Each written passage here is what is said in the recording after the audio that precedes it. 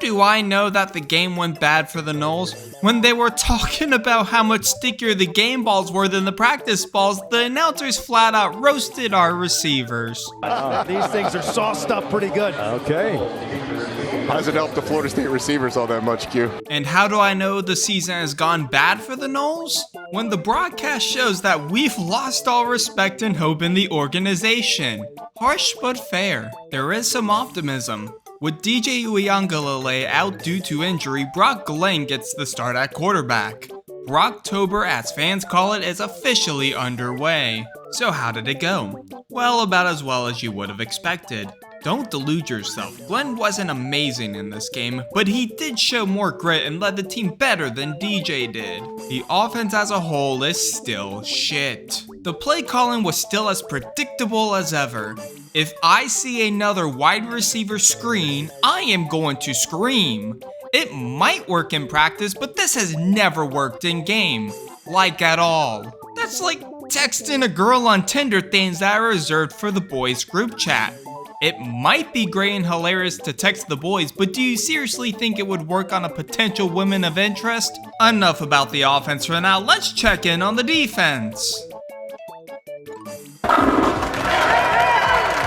Nice throw. Again, about as well as you would have expected. Clemson, on the other hand, didn't play fantastic football either, but they did do enough to put Florida State at 1-5 on the year.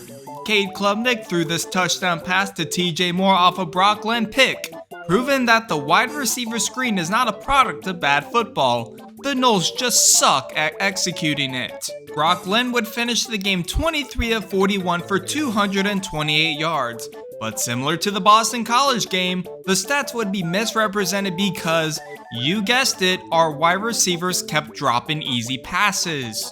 Let's keep it 100. Brock Glenn has the tools to be a great quarterback, but his team isn't doing him any favors. You can't win consistently only scoring 13 points. They're a little stickier than the ones used in practice, I tell you that much. These things. Do you know what else doesn't help? A garbage O-line.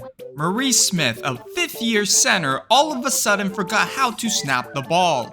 Even Victor Wembanyama wouldn't have caught this snap. They're a little stickier than the ones used in practice, I tell you that much. Even after all of that, the special teams continues to be great.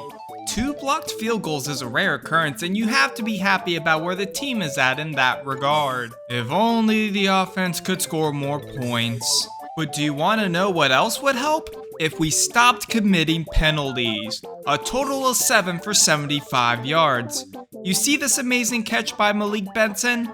Called back for a holding penalty. You see this offsides by Patrick Payton? Let's add a defensive pass interference on top of that. I can talk about how garbage the offense is and how subpar the defense is all day, but the main culprit has to be the coaching staff. You know Brock Glenn has wheels and isn't trapped in quicksand like DJ is.